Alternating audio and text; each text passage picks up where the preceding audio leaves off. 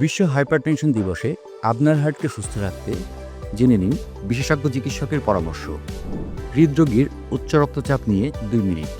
Professor doctor APM Sohrabuzzaman, director, cardiac cath lab and heart rhythm services, lab 8 cardiac hospital. আজ 17 মে বিশ্ব উচ্চ রক্তচাপ দিবস। সেই দিবসের প্রয়োজনীয়তা অনুভব করা গেছে বলেই বিশ্ব স্বাস্থ্য সংস্থা অনুপ্রেরণায় এই দিবসটি পালিত হচ্ছে। এবং উচ্চ রক্তচাপে বাংলাদেশের প্রতি 4 জনে 1 জন ভোগেন। হৃদরোগীদের জন্য উচ্চ রক্তচাপ একটি প্রধান ঝুঁকি।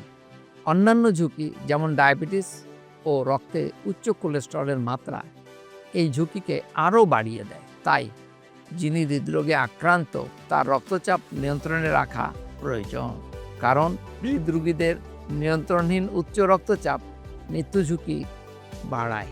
অন্যান্য ঝুঁকি যদি এর সাথে যোগ হয় তাহলে এর মাত্রা আরও বেড়ে যায়।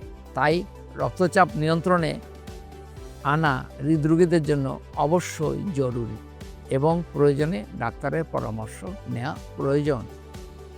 আপনার রক্তচাপ, আপনি যদি হৃদরোগী হয়ে থাকেন তাহলে আপনার রক্তচাপ নিয়ন্ত্রণে রাখা সবচেয়ে বেশি প্রয়োজন, অন্যান্য ঝুঁকি নিয়ন্ত্রণে রাখার মতোই।